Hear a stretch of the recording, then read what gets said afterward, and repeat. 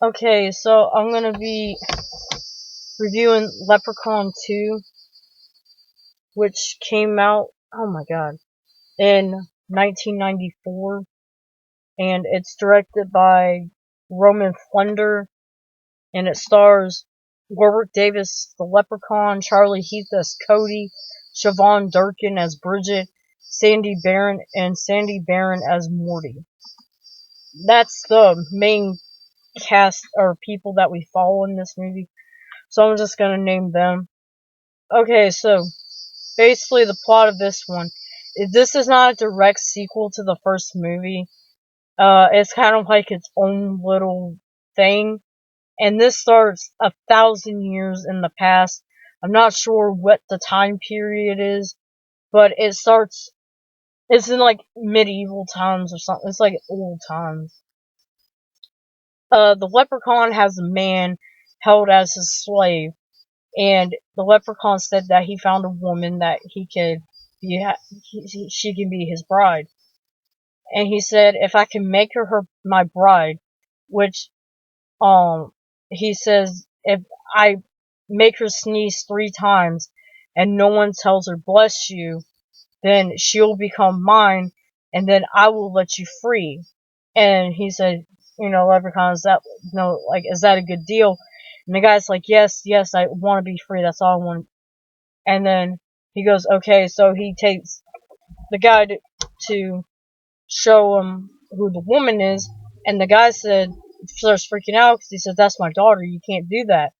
And the leprechaun makes the daughter sneeze 3 times, and on the 3rd time, the father tells her, God bless you, and this pisses off the leprechaun, and then the leprechaun puts a curse on his family and then kills the guy. Then it flashes to 1,000 years into the future, and it's in modern or present day LA, which would be 1994 in this movie. And it follows a couple named Bridget and Cody. And Cody has an uncle named Morty, and he's kind of like a cheapskate and a greedy guy. And he runs like this business. I forgot what it's called exactly, but it's like a celebrity death thing, like death tour. Like you load people up in a hearse and you drive them around to locations where celebrities died at, and you tell them like creepy stories to try to creep them out, that kind of thing. Well, he kind of gets screwed over on that day. Cody kind of gets screwed over on that day because he made plans with Bridget to go with her to hang out at like this go-kart kind of, or bumper cart kind of thing, or maybe it's go-kart place, and he can't do it because his uncle got drunk, and so now he has to ride in the thing. So on the tour, they get scared off by an old a bum, and the bum is near like the Houdini steps or something, and the leprechaun comes out the tree and assaults him, like pulls a gold tooth out of his mouth, and I think smashes him over the head with a, no, I think the guy did that. He smashed him over the head with a whiskey bottle. And then Leprechaun's unleashed and causing havoc trying to get to his bride. I just watched this movie too, and I really don't remember what the motive was for why he was going after him. Because I don't think the pot of gold was the risk in this movie. I liked this movie, but I used to think this was my favorite one in the franchise, but rewatching it again, I mean, they do amp up things a little bit in this one, like the kills and the humor, but it really was just kind of boring in some parts, like the whole love triangle between Cody and Bridget, and there's another guy named Ian. That was really boring. Some of the acting was not that good. Like, I'm not trying to be rude, but the woman that plays Bridget in the movie, I could not. I could tell like she wasn't. I don't know if if she was supposed to be an American or what, but she had an accent and it was coming out a lot. I think like a British or Irish accent or one of those, but it was coming out a lot. And like the guy who played Cody, I thought he did a pretty good job. You know, he's kind of like a bad boy type, but he has like a sense of humor to him. And I thought he was pretty good. The guy who played Uncle Morty was like the best one in the movie. He was like very funny, and he really sold you on the idea that he was a greedy asshole. But he did kind of have like a heart of gold, a heart, I guess, yeah, a heart of gold to him. And I don't know, the actor kind of reminded me of George Carlin a lot. And that's why I kept thinking like, oh, that's George Carlin, but it's not him, obviously. Um, and, and Warwick Davis as Leprechaun, was good in the first one and in this one, so there's not much to say about him. Um, Now, like I said, the humor in this one is kind of amped up a little bit more. And it's kind of, I guess it would be kind of offensive. Like the humor in the first movie was more like childish and stuff like that, I guess. But in this one, like it's kind of, I don't really get offended by much. I'm just saying it to some people it can be offensive. Like there's a scene where they go into a bar. They're trying to hide from the leprechaun. There's a bunch of like like short. I'm trying to find the correct term. I don't know if dwarfs. I guess. Dressed up as leprechauns and stuff, and one of them was played by, I think his name's Tony Cox. He played in Bad Santa. He was the little African American side. He played in Bad Santa. He played Billy Bob Thornton's friend. He's the little African American guy. I'm not trying to be offensive. I'm not trying to. But he comes into like a bathroom, and the guy's peeing at the urinal, and he's like, "You want some of my coins?" He's like, "It's real milk chocolate and stuff like that." That wasn't offensive, but like the idea of like having a bunch of dwarves dressed up as leprechauns could be somewhat offensive. And there's like a scene where, and then after that, like they're all, well, I'll get into that, but there's like a drinking competition going on between the leprechaun and someone else, and all the dwarves are like, "Come on, guys, let's go. He's one of us." Talking about the leprechaun, and they're doing like the chant from like Freaks, where they go like, we accept you, one of us, one of us." And then there's another scene where like the leprechaun goes into like an espresso bar after that whole drinking challenge incident, and I forgot his name. Is it Mike McDonald? He's one of the guys from Mad TV. I think it's Mike McDonald. That's his name. He's like insulting him, and he said, "Oh, where you gonna be next year? A seven dwarf or one of Santa's elves?"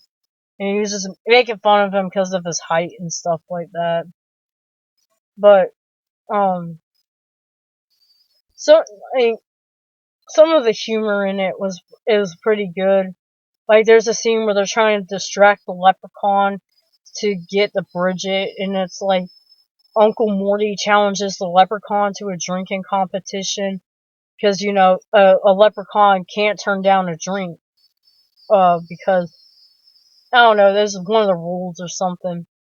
Like they're known for drinking excessively, and like Uncle Morty's kind of picking on him, saying like, "Well, I guess that's not true because you don't want to," because the leprechaun didn't want to do it because he knew like he was they were trying to trick him. And then he's like, "Well, I guess then that the legend's not true then." And then he convinces the leprechaun to start drinking. They do, and then the leprechaun kind of gets too drunk and he like can't function properly. Um, Sorry. Now some of the kills in this, they did amp up the kills a little bit in this. I don't really remember that many deaths though. There's one where there's a guy named Ian in the movie, like one of Bridget's other love interests, and the Leprechaun, he wants to have sex with her because he took her out on a date, and she's like, no, that's not what that was about. She said, I just want to hang out with you, and then he gets kind of pissed off, and then the Leprechaun tricks him by making it seem like Bridget's calling him to like the garage for some reason, and he makes Bridget undress, and he's the guy. Ian sees like her breast, and then because it's like an illusion, and then the Leprechaun actually spun up some blades on like a weed whacker, or not weed whacker, on a lawnmower, and the guy sticks his face in it and he gets his face cut off, but you don't see it. You just see the aftermath when the blood splashes on the wall. There's the kill in the espresso shop with Mike McDonald. I think that's his name. Um, he, he's making fun of the Leprechaun. The Leprechaun kills him by spraying the espresso maker thing, like the steam from it, on his face, and it melts his face off. Um, Uncle Morty gets a pretty good kill too. Like, he's greedy and shit. So like he's wishing he knows, like, once you get a hold of the Leprechaun, you can make 3 wishes, and he wishes that he could get the Leprechaun's pot of gold. So the Leprechaun does give him the pot of gold, but it comes out from his stomach. And then he says, he's still alive, and he says, well, I wish you would cut this out of my stomach because, it's painful.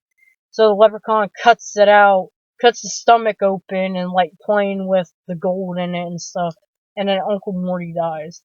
And then I believe those are all the deaths in the movie. There wasn't that many.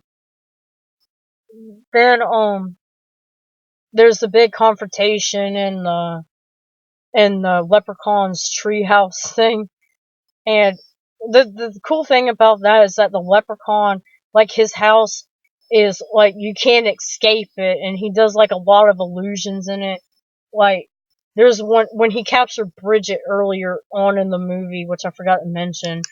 He's holding her hostage down in his little tree house thing, and she's he has to leave to get the one missing gold coin, which Cody has. And I gotta mention this too. I'm sorry, I kind of got sidetracked. But the coins in this movie, the Leprechaun, if you have one, the Leprechaun can't hurt you.